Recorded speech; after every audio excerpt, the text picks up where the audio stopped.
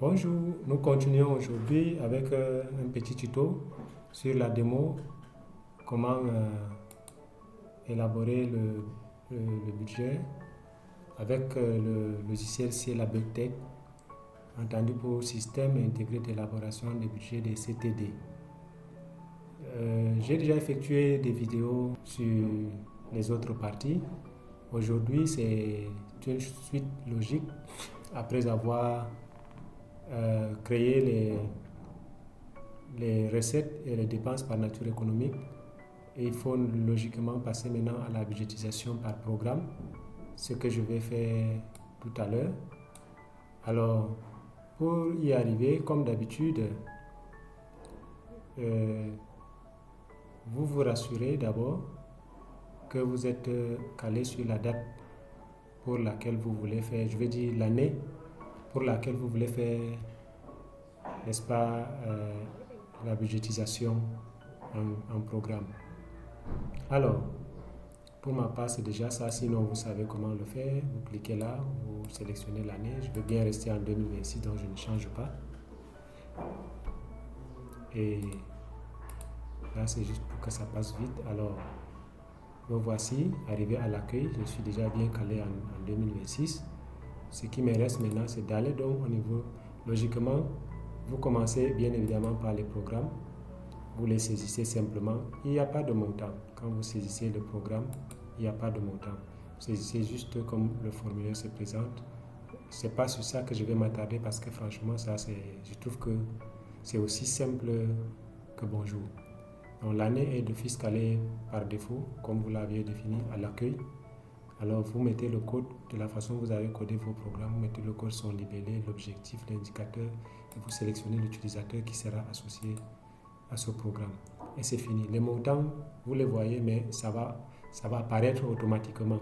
Ce n'est pas en saisissant ici. Donc ici, c'est vraiment simple, c'est un formulaire simple. Et c'est comme ça que vous passerez directement aux actions, parce qu'après le programme, c'est les actions. Pour ajouter aussi les actions, c'est pareil, vous faites ajouter une action, vous avez le formulaire, vous sélectionnez son programme par an, n'est-ce pas, que vous verrez par exemple comme ça. Vous sélectionnez son programme par an. Si c'est l'offre de service, l'année est toujours calée pour ça. Vous n'avez pas à vous faire, de souci à vous faire. Vous codez, vous le mettez son libellé, vous mettez son objectif, indicateur et aussi son responsable. Et c'est comme ça que vous allez également saisir. De même, vous constatez qu'il y a les montants. Toujours est-il que vous ne vous faites pas de soucis. Les montants, pour ma part, ça va venir.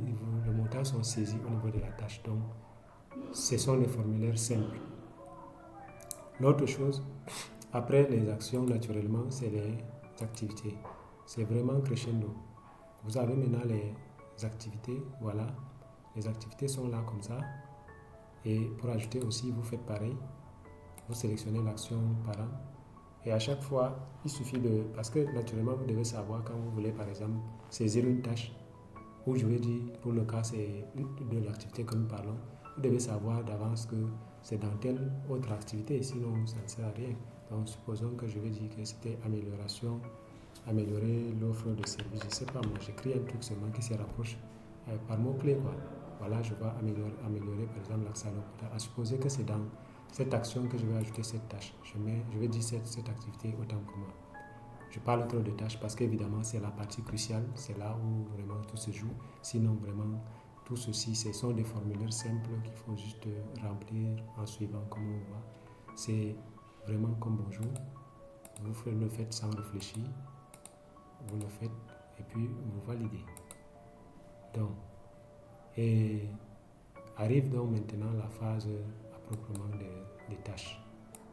Donc, je disais donc, vous venez à budgétisation toujours, c'est en bas, tâches, vous cliquez, voici les tâches qu'il y a saisies ici, par exemple, pour l'exercice 2026.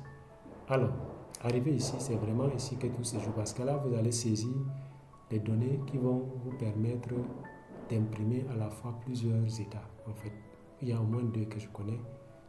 Déjà le budget par fonction, c'est-à-dire dépenses par fonction et par titre, c'est exigé, c'est dans la nature même de la présentation du budget, c'est un document qu'il faut avoir.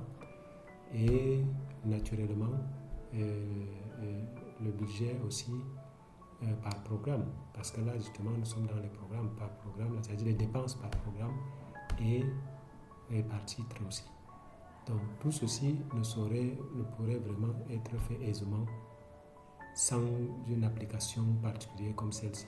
Ça vraiment dès maintenant, je ne le dirai jamais assez, mais il faut vraiment comprendre que peut-être en utilisant l'application, surtout quand on vient nouvellement, peut-être ça peut nous sembler peut-être un peu, je ne sais pas moi, ça peut effrayer, je ne sais pas. Ça dépend du comportement qu'on a souvent vis-à-vis de l'outil informatique. Mais je pense que c'est vraiment fait, c'est pensé pour faciliter l'application et assez expliqué. Les boutons même sont vraiment bien explicites, toutes les fonctionnalités sont vraiment explicites. Alors je pense qu'il ne devrait pas avoir de soucis de ce côté-là. Alors, je reviens donc à comment ajouter une tâche. Vous ajoutez la tâche à une activité, bien sûr, puisque c'est crescendo. Et c'est de deux façons. Premièrement, c'est peut-être pour ajouter à une activité qui ne figure pas, par exemple, déjà dans la liste. Là, vous voyez, constatez que j'ai déjà des tâches qui sont saisies. Et en gros, il y a à chaque fois, n'est-ce pas, leur activité, n'est-ce pas, ou bien l'activité à laquelle les tâches en question se rapportent. À chaque fois, le nombre même est mentionné. Ça peut vous permettre de savoir exactement ce que vous faites. Et même en codant, là, vous ne vous trompez pas, puisque c'est une suite logique. Alors, si là, pour le coup, c'est une tâche que je veux saisir et que je ne vois pas l'activité déjà parent, ce que je vais faire, c'est ici. Je viens là, je clique là. Je vois par exemple ici l'activité qui n'a pas encore quelque chose, voilà. Par exemple, peu importe, hein, mais c'est juste un exemple, ça n'a pas encore quelque chose puisque je vais juste faire l'exemple. À supposer donc que je vais donc saisir la tâche là-bas. Là, je fais la recherche avec ce que je connais. Je suppose donc voici l'activité parent. Je code ça. Comme l'activité est codée 121, le principe nous a été donné que on ajoute.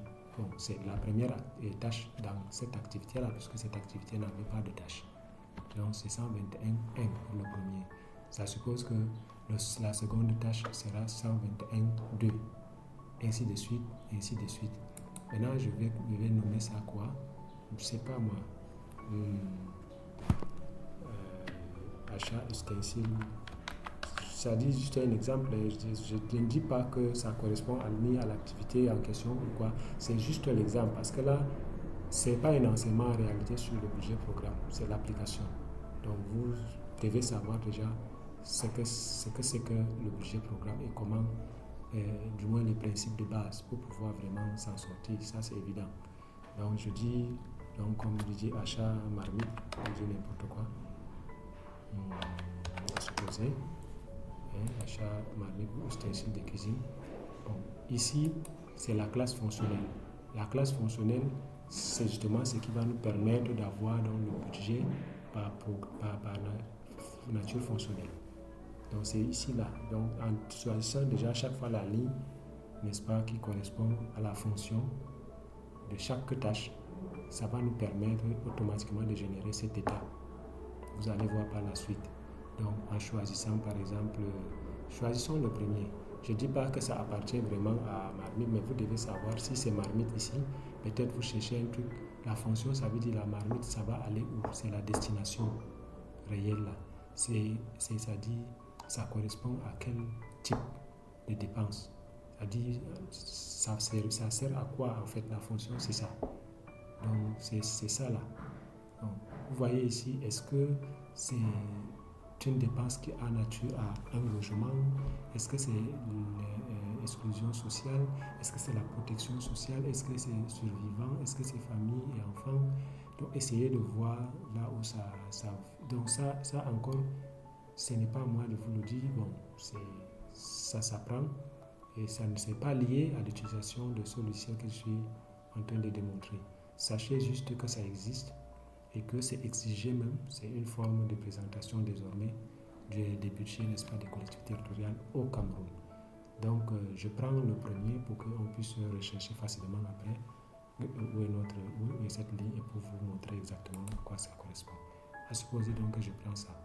Maintenant, la ligne budgétaire dépenses économiques, là, ça c'est ce que vous connaissiez depuis. C'est vrai que là, déjà, nous sommes dans la nouvelle nomenclature, mais c'est clair que ça, c'est même d'abord les choses qu'on avait connues au départ. Je sais que ce qui est nouveau, c'est seulement la nature fonctionnelle. Donc, là, on est là, on va choisir quelque chose comme... parce qu'effectivement, ici, ce sont les lignes qu'on a saisies de l'autre côté quand on budgétisé par nature économique simplement les dépenses. Ici, ça nous revient comme donc des disponibles. Donc, pour le faire, je vais voir par exemple une ligne où je sais qu'il y a encore quelque chose. Oui, en ouvrant même les tâches, je vois par exemple cette ligne. Vous pouvez chercher avec soit les mots-clés comme ça, comme le code ou le libellé. Donc, c'est dépenses d'état civil que je vais chercher comme ça. Donc, dépenses d'état civil. Dépenses d'état civil. Voilà, le disponible sur la ligne, c'était 4 millions. Je sais qu'il y a encore 300 000. J'ai laissé exprès pour sous le besoin de cette démo. J'ai mis par exemple 100 000 encore. Mais si je mettais plus, ça ne va pas passer, ça c'est clair. Là, si je mets que ça dépasse le disponible qui est affiché ici, en CP ou ici, dans l'un ou l'autre cas, ça ne va pas passer. Donc, puisque ça va sommer, ça va calculer avant de valider, ça vérifie d'abord toutes les tâches que vous avez déjà saisies sur cette ligne, n'est-ce pas, dépenses d'état civil. Donc, ça vérifie d'abord ça.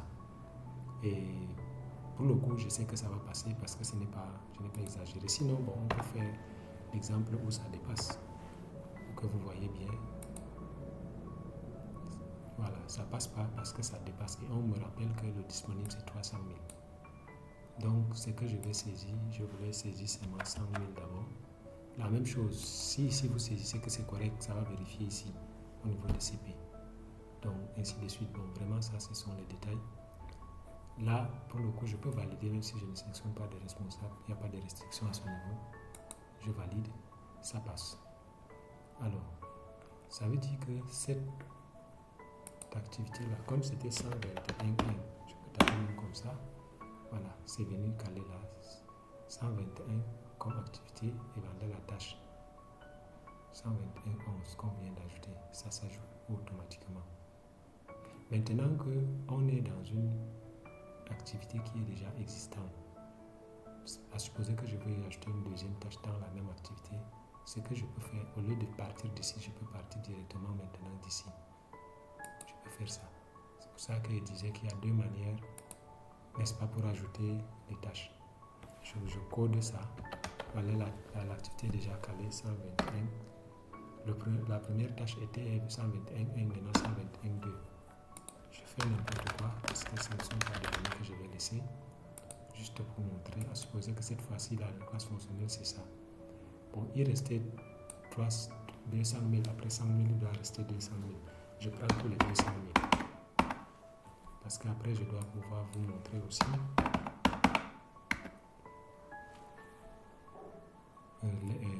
l'état généré. Les états ou sinon, ouais, pardon. Il faut naturellement dépenses d'état civil. Dépenses, j'écris un peu. Dépenses d'état civil, voilà, vous écrivez, ça filtre automatiquement. Ou sinon, vous recherchez avec son code si vous connaissez. Donc voilà, et je peux valider. Si vous constatez que ça bouge, c'est pas grave. Vous pouvez arrêter d'avoir actualisé et le tout rejouer. Donc si je fais rechercher, donc logiquement, on réinitialise.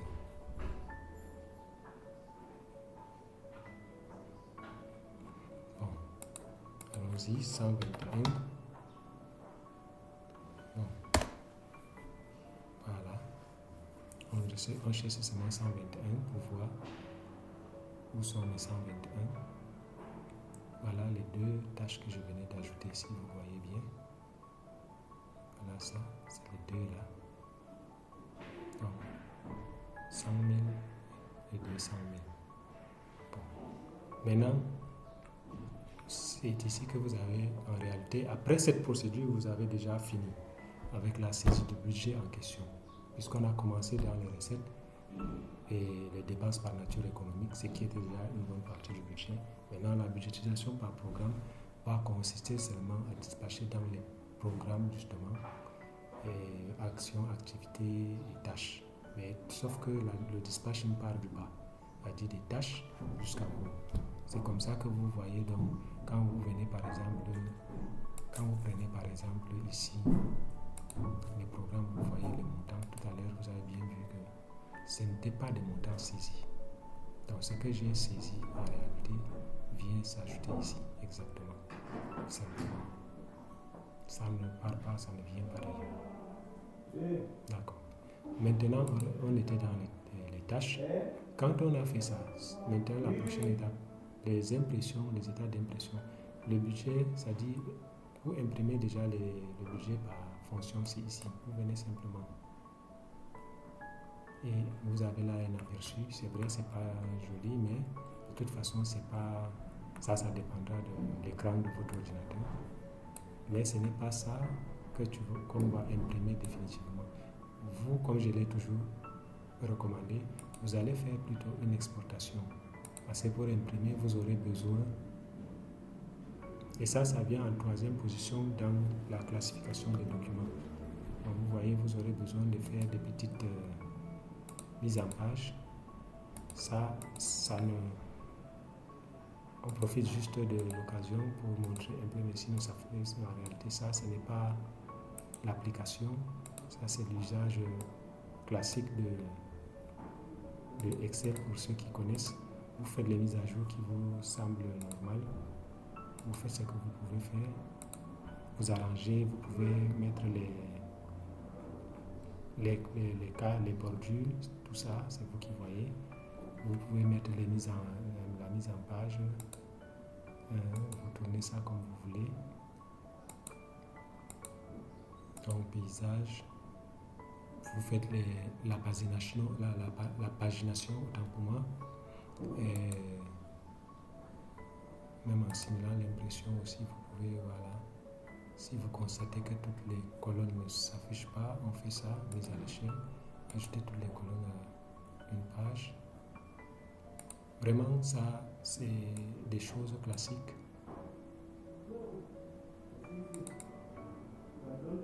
Vous faites les choses classiques comme vous avez l'habitude de faire. Voilà, vous avez déjà des données propres.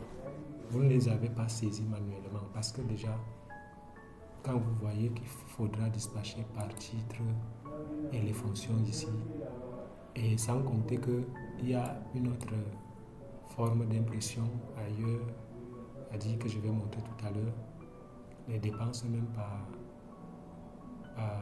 programme. Bon, à supposer que ça c'est bon. Il y a des choses que vous allez faire ici, vraiment, le titre du document et tout ça, vraiment, je pense qu'il n'est pas forcément nécessaire que je démontre tout ça, parce que c'est Excel, et vous devez pouvoir le faire. Bon, et une fois de plus, c'est pas l'application. Si vous n'êtes pas capable de le faire aussi, il y a des tutos en ligne pour pouvoir expliquer comment manipuler Excel. Donc je pense que vous ne serez pas perdu du tout. Alors, l'autre impression, donc les dépenses même par programme en question, vous venez là.